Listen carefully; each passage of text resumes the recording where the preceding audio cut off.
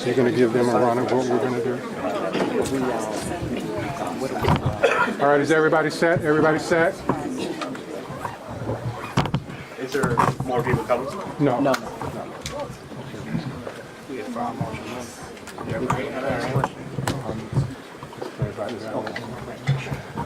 All right, good afternoon. Thank you all for coming out to our press conference. Special Agent Sack will open up, and then we will follow the run of show, and then we'll take 1 or 2 questions afterwards. Good afternoon, everyone. My name is Alethea Duncan. I'm the Assistant Special Agent in charge here in FBI New Orleans. Thank you for being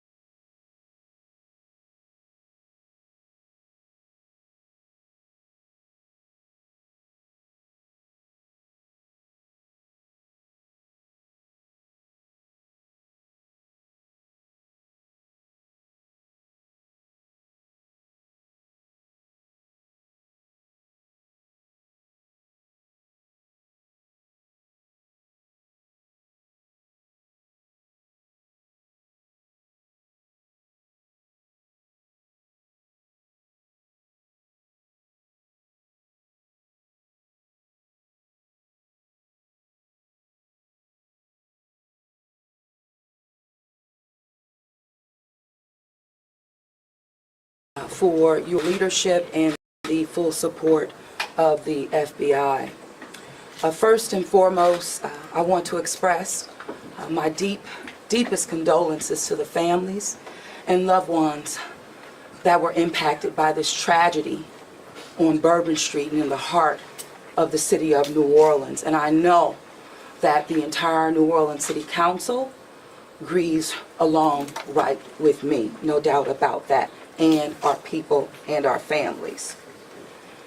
My priority will continue to be to ensure that victims that remain on Bourbon Street now will be serviced and removed as soon as possible. But as stated, the FBI is in charge of this investigation and are doing everything necessary to make this happen.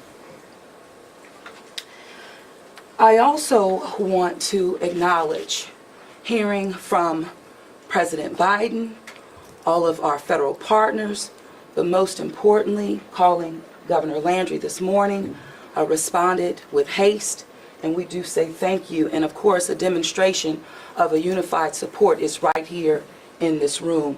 That's how we collectively responded to this tragedy in the city of New Orleans. The mission now is to facilitate, support, and coordinate safety procedures to keep our residents and our visitors safe. I've gone to the hospital along with Chief Kirkpatrick to visit our police officers, and considering their injuries, they're doing well. As I mentioned, this investigation is ongoing, and the FBI remains the lead in the investigation. It is an active crime scene as well.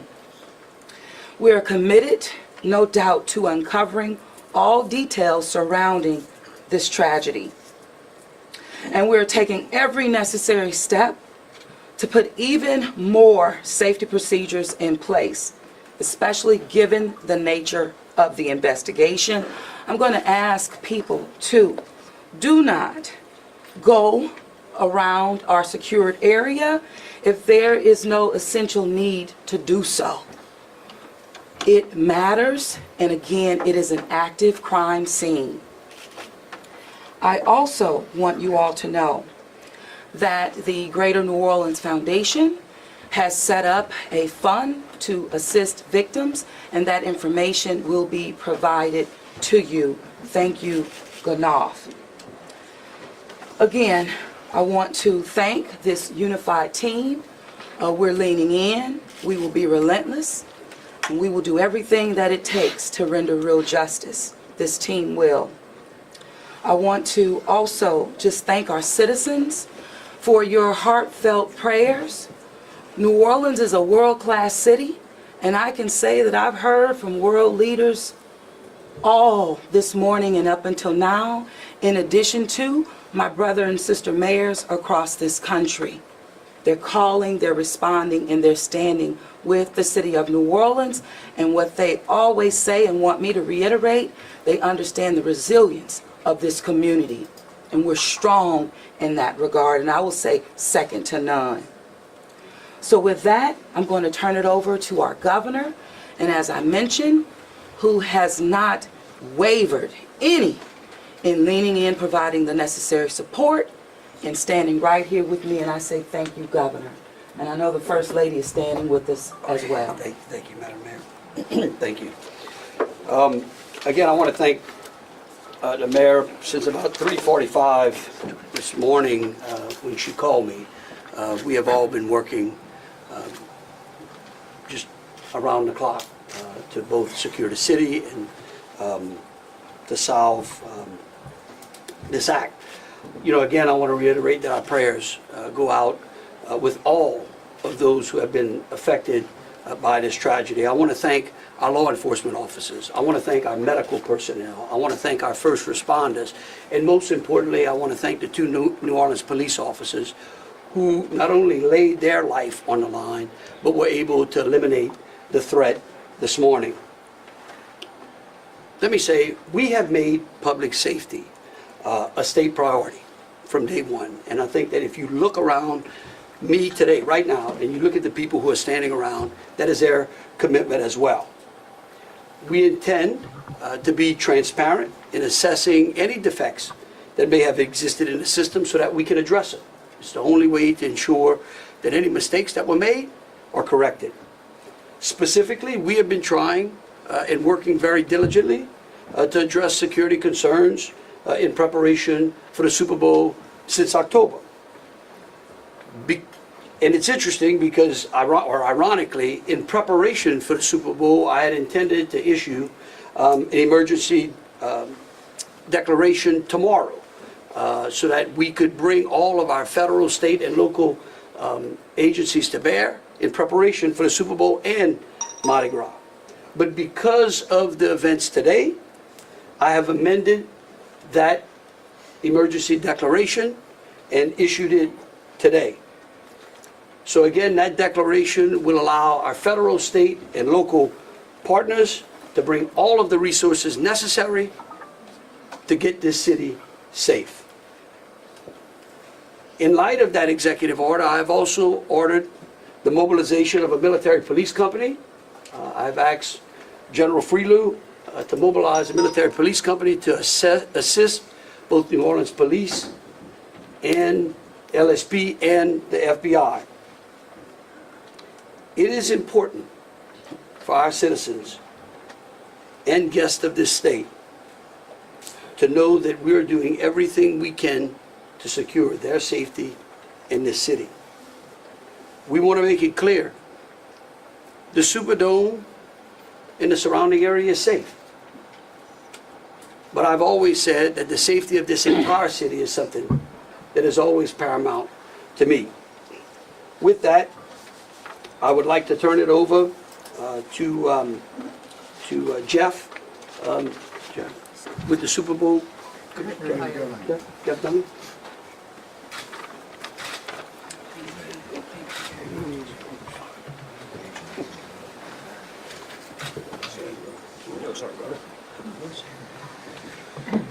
Good afternoon. Obviously, we wish we weren't here for this reason today.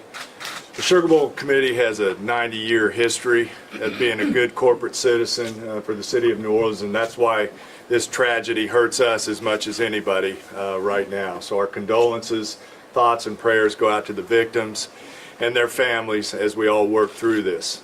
Of course, anytime we have a major event in the city of New Orleans, public safety is paramount, and we have full faith and confidence in the governor and the mayor and all the assets, the federal, state, and local resources that they've applied to this event so that we can ultimately bring those responsible to justice and carry on with the major events that we have in front of us. Speaking of which, we were scheduled this evening to have a CFP quarterfinal played in the Superdome, at 7:45. We have been in consultation with ESPN, with the College Football Playoff, with the Southeastern Conference, with the University of Georgia, with Notre Dame. All parties and all agree that it's in the best interest of everybody and public safety that we postpone the game for 24 hours. Work is fast about to set up a safe and efficient and fun environment for tomorrow night. There'll be more details on that in the coming hours, but for now, that's the plan, that we're going to move forward and play the game. And again, we reiterate our thanks to everyone up here for the work, important work they're doing. We live in the fun and games world with what we do, but we certainly recognize the importance of this, and we're going to support it 100%. So thank you. I'd like to bring up Senator Kennedy.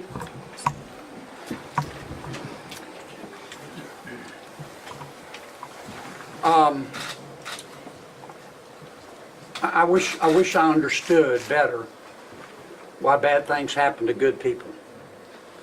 If I make it to heaven, I'm going to ask. For those people who don't believe in objective evil, all you have to do is look at what happened in our city early this morning. I am, if this doesn't trigger the gag reflex of every American, every fair-minded American, I'll be very surprised. I'm here because these are my people. I'm here because these are my people's friends. I'm here because there are a lot of Louisianians that are scared tonight. I don't want them to be. There's a lot of information going around. Some of it is actually true. Some of it isn't. The federal government is now in charge of this investigation. By that I mean the White House, the FBI, the Department of Homeland Security, and the Department of Justice. I have not talked to the FBI. Maybe they've talked to my staff. I don't know. I did talk to the Secretary of Homeland Security a little while ago. And I told him that with all the respect I could muster, that we expect to put the full force and resources of the federal government behind this investigation. Our state troopers, our local police departments, our sheriffs, we've got many sheriffs here today, have been terrific so far. Federal government is cooperating with them. I hope that will continue. Here's what I want to ask from the federal government. Catch these people. Catch these people. And then tell the American people the truth. Now, I don't want you to tell us yet anything that's going to interfere with your investigation. And there's things that I've been told that I think are true that I'm not sharing with you today because it could interfere with their investigation. But after we get to the bottom of this, they need to tell the American people the truth. And the people of New Orleans the truth. And the people of America the truth. I think the mayor and the governor are very wise to postpone this ball game for 24 hours. There's just too much stuff we don't know. And it's just not worth it. But I guess my final point is, I will promise you this. I will, when it is appropriate and this investigation is complete, you will find out what happened and who was responsible. Or I will raise fresh hell. And I will chase those in the federal government who are responsible for telling us what happened, like they stole Christmas. Thank you, Senator Kennedy. Congressman Carter. Thank you, Governor. Thank you, Mayor. Thank you, Senator Kennedy. Thank you to all of our law enforcement agents for doing a yeoman's job, for stepping up at a time when we needed you most, for employing the resources of all of our partners. This is all hands on deck. From the White House all the way down. I've been in communication with the White House since early this morning, Secretary Mayorkas, leaders in all of our federal, local, and state agencies. The President has made it very clear that he intends to bring every resource to bear to not only tell the truth, but to provide the resources to bring these cowards to justice. I want to personally thank the men and women in uniform who put their lives on the line to protect our citizens and our visitors. To our mayor and our governor for acting expeditiously and bringing us all together. To our sheriffs from the surrounding areas who have been Johnny on the spot, recognizing that if it happens in New Orleans, it can happen anywhere. We don't have the luxury of being myopic. In this community, we work together. We don't point fingers, we don't blame. We go after the bad guys. Let it be clear that the full faith and credit of the United States and every agency therein is on the ground, working. And for those who may have played a role in this horrific act of cowardice, we will find you. We will bring you to justice. New Orleans is a place that heralds its ability to protect its citizens, that heralds its ability to manage major events. Super Bowl, Sugar Bowls, Mardi Gras, Jazz Fest, Essence Festival. You name it, no one does it better than law enforcement in New Orleans and in the surrounding area. Kudos to those 2 officers who have been wounded. Our hearts go out to those who lost loved ones. Our hearts go out to those who are wounded and on the mend in the hospital. Citizens, now is the time to stay calm, to be vigilant. This is not a time to come out to sightsee. Listen to your federal, local, state officials. Be vigilant. If you saw something, say something. If you know something, tell someone. There are tip lines, there's information available. Please, all hands on deck. Rest assured that the decision that was made to postpone the game was not done lightly. It was done with one single thing in mind: public safety. Making sure that the citizens and visitors of this great city, not only for this event, but for every event you come to in Louisiana, that you will be safe. And we will use every resource possible, as the governor has said, as the mayor has said, and every law enforcement agent here has said. Our energy, our commitment will be to make sure that you are safe now and for every event in the future. God bless you, and let's stay strong. Thank you, Congressman. Attorney General.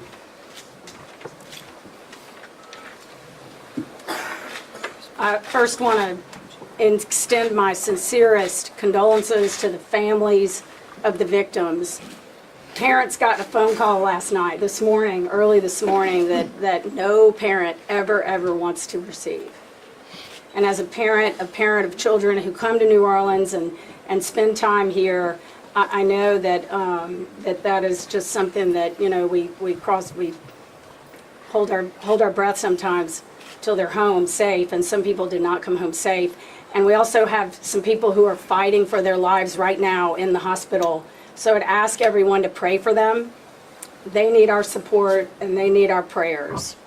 This was a heinous act, a heinous, cowardly act, and we will find them and we will bring them to justice. My office will be providing both investigative and prosecutorial support to the City of New Orleans, to the District Attorney, Jason Williams in New Orleans, as I have done for months. We will continue to do that. We will provide the governor with whatever support that he needs, and the Governor's Office of Homeland Security, whatever support that they need. I'll be here to help. I will be here to stand with the City of New Orleans. We will bring them to justice. Thank you. Thank you.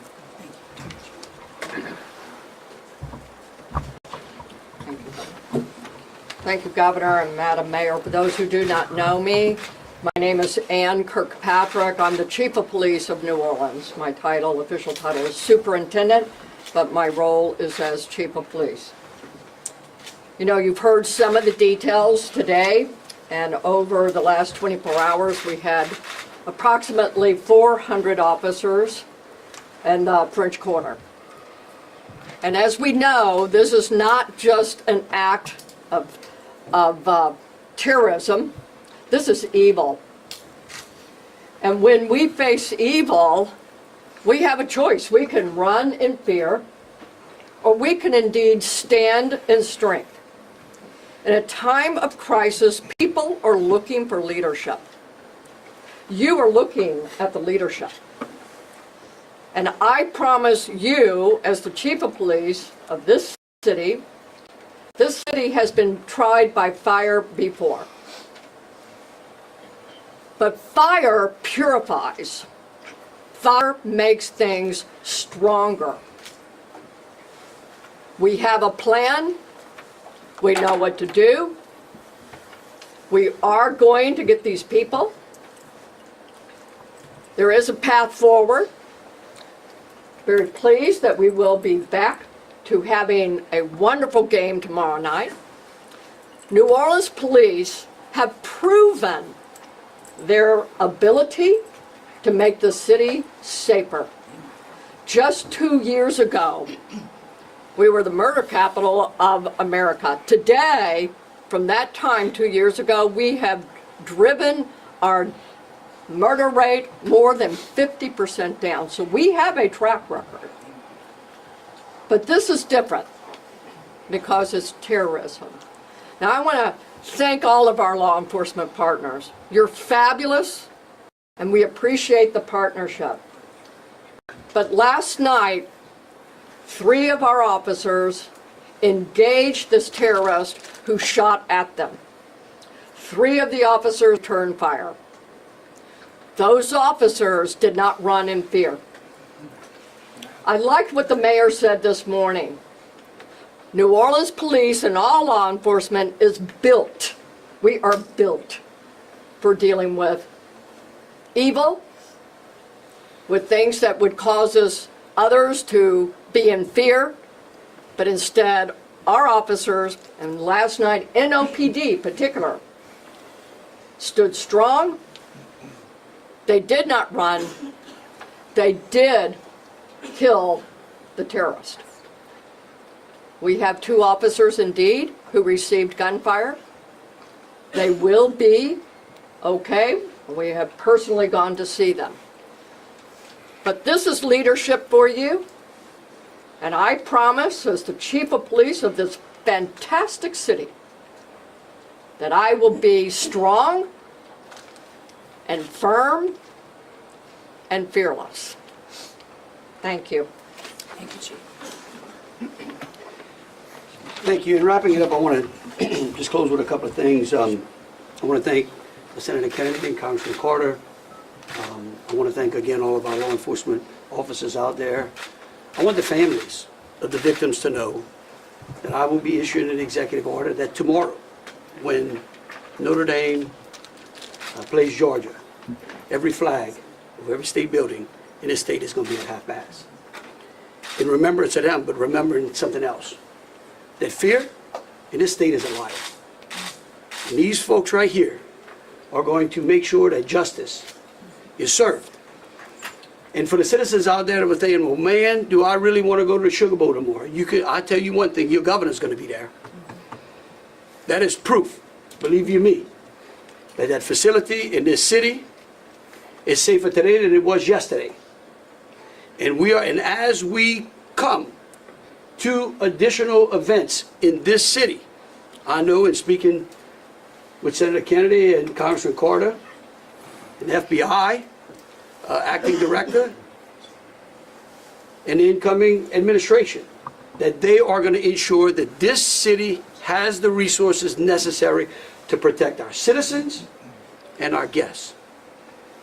And so with that, we'll take some questions. All right, if you could, we'll start over here with CBS. Katie, we'll work our way across the room. If I miss you, just give me a call. I may not see you. Go ahead, Katie. Thank you, sir. Katie Weiss with CBS News. I mean, I think this has been a really tough day for a lot of people, but at this point, we're hearing that the death toll, according to some FBI sources, has gone up to 15. Is this true? Who was the... answer. They, yeah. I can speak to it, I guess, unless you have a final number. We do not have a final number. We know that we have confirmed 10, but we did have people who had been transported who were in critical condition. And so I do not know that, but I can confirm 10. And one quick follow-up question, if I may. We know that there have been some local records in Texas about a misdemeanor background on this suspect. Any signs or warnings ahead of time about this person or their plans for what happened this morning? Because that is the investigation part, I will give the FBI. At this time, we cannot go into details about the subject's history. What I can tell you, the person was an Army veteran.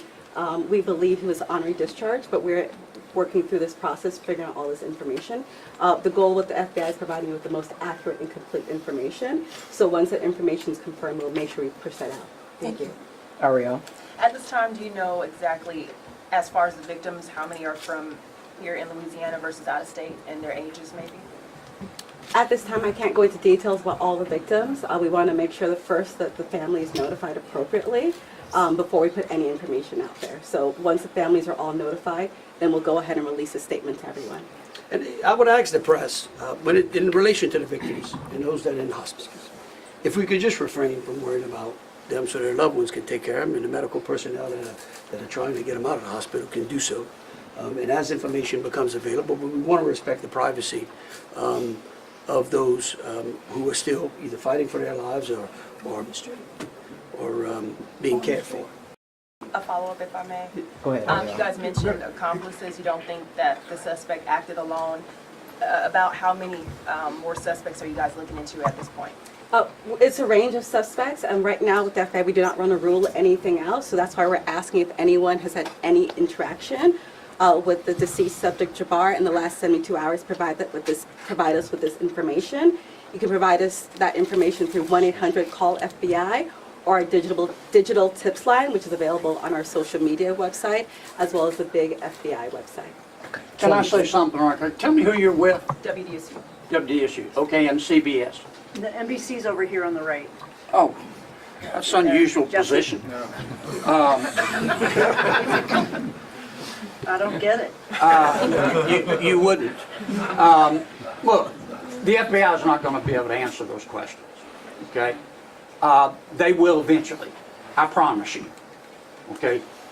Once the FBI has a chance to investigate all this, along working with state police, working with Homeland Security, working with the city of New Orleans, they're going to tell you what happened. I can promise you that, or I'm going to raise fresh hell. But right now, they're in the process of trying to catch the other bad guys. And I want to give them the benefit of the doubt for a while. 26. Yeah, I have a question about the victims. I know that there was obviously gunfire exchange, so I guess how many victims were shot and then how many were injured? Look, again, let me reiterate both Special Agent Duncan and Senator Kennedy. There's a lot of information. I get that y'all want to know minute details. What we don't want to do is impede this investigation or spend any time talking about things that don't get us closer to hunting these folks down and securing the city. And so at a particular point in time, we will release as much information as we can. But at this time, in relation to the investigation, I would ask y'all to refrain from those. So ladies and gentlemen, if we're going to just have more of the same, as the governor just said, we're going to provide that information, but we're going to wrap the press conference now. Hold on a second. Hold on. Let me finish. You weren't listening. If all of the questions are more of the same, what the governor just said in position, we won't be doing that to provide that information. And if you have a quick different question, then let's do that quickly and move on, okay? My question. Hold on. We're going to do this in an orderly fashion. You say there are multiple suspects. Hold on, sir. Hold on, folks. Hold on. Then who was next? We had over here. Hi, Rachel Wolf from the Wall Street Journal. You said you were confident there are multiple suspects involved. What makes you confident in that? Is there Well, like, why would we tell you that? Again, we want to answer pertinent questions. But anything that would lead to impeding or endangering this investigation is not going to be said, okay? And we will, as information unfolds, this is a very fluid process. And remember something too, we're doing two things. We're hunting some bad people down and we're securing the city too. We're getting ready for a Sugar Bowl tomorrow. So if y'all would, again, if you have questions regarding Sugar Bowl, the safety of the city, or something to that effect, we're happy to answer. There are. Over here. Okay, go ahead. Go ahead, Alyssa. Usually in parts of the French Quarter, specifically in parts of Bourbon Street, there are bollards. We're hearing that some of those may have been down because of repairs. Can you speak to that, and maybe was there any backup option of putting a truck there or an NOPD car there? Well, let me tell you, yeah, I'm going to let the mayor answer. I want you to know that's one of the first things I thought of this morning when the mayor called me, okay? And I will tell you that whatever the problem was, is going to be solved. Thank you, Governor. Thank you, Governor, and thank you for the question. I do understand that it's been on your radar since this morning. As it relates to the bollards on Bourbon Street, over 10 years ago, excuse me, okay, over 10 years ago, the city of New Orleans implemented an infrastructure project placing bollards on Bourbon Street. Shortly thereafter, the malfunctions of those bollards ensued, from Mardi Gras beads on down. But the New Orleans Police Department, of course, deemed them inefficient because they did not operate the way that they were intended to do. Because the city of New Orleans is hosting Super Bowl this year, it gave the city of New Orleans an opportunity to go further and deeper with infrastructure improvements, as we've been talking about. So as a result of that, we were able to build in bollard replacement into our Super Bowl infrastructure package. And because of that, the city of New Orleans has moved forward with that infrastructure that is nearing completion. Bollards were not up because they are near completion, with the expectation of being completed, of course, by Super Bowl, way before Super Bowl. But that is the reason. Now, the New Orleans Police Department, and Chief, you can speak to the deployment to respond to our needs and existing conditions. All right, so we have been aware of the bollard situation for a long time, and we did indeed harden those target areas where the bollards are. We have patrol cars out there as a hard target, as well as with barriers. Now, I want to share with y'all, if you did not know, that this particular terrorist drove around onto the sidewalk and got around the hard target, where he did have a car there, we had barriers there, we had officers there, and they still got around. Now, the wedges that you see out there as well, we knew that that had malfunction problems. And I want you to understand, let's say we put the wedge and it got stuck. There is no way that ambulance could get in or out, people couldn't get in and out, so we knew that these were malfunction. So we did indeed have a plan, but the terrorist defeated it. A follow-up, if I Yeah, may. let me just say this. We recognize we got a problem right here, right? We're going to fix it. It is going to be a top priority as we go into the Super Bowl in Mardi Gras. And the solution that we're going to come up with is going to be a permanent one. It's going to be placed into the standard operating procedure of having major events and securing that quarter.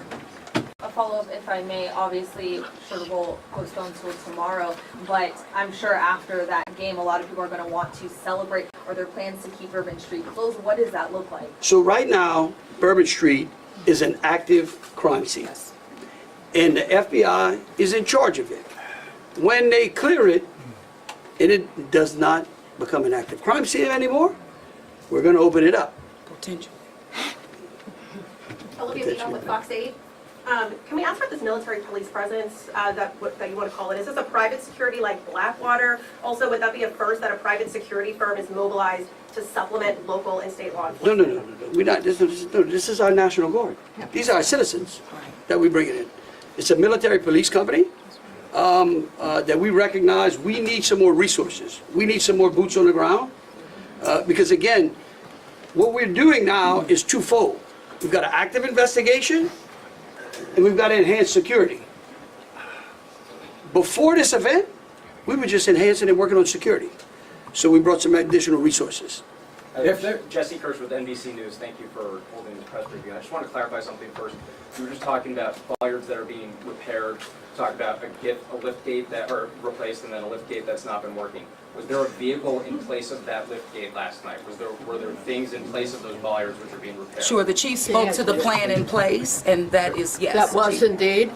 So anything that is currently in the midst of being repaired had a backup replacement. It had vehicles and officers were there where all of those ballasts have been. We had that, we knew, so we did have it. And like I said, in this particular case, terrorists just went all the way around up onto the sidewalk. And for the lift gate, what about for the lift gate? Was there a vehicle like backing in and out to block that lift gate area, or was that just down and open? Because that's what we've heard from a witness. Chief, Captain.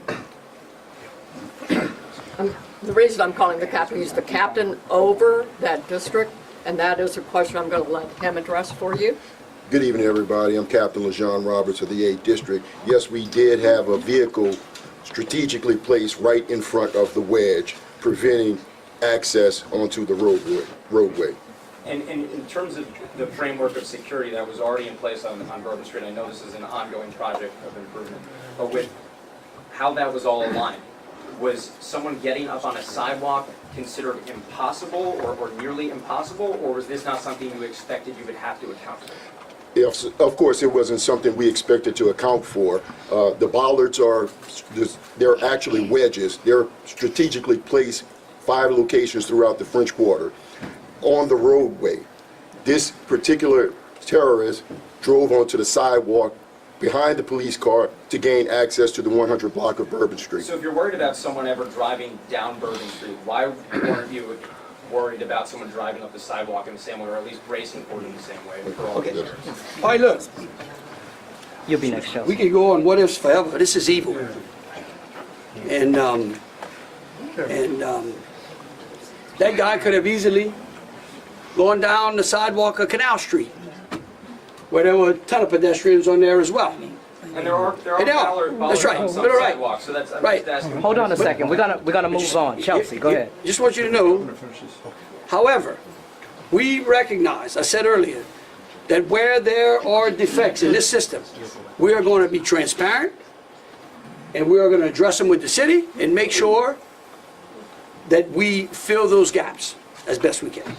Chelsea. Yeah, Chelsea Brazen with Axios. I have a question just about sort of ongoing public safety today. Special Agent mentioned 2 possible IEDs. Were those in the same location? Should residents in the French Quarter or elsewhere be concerned about potential other situations?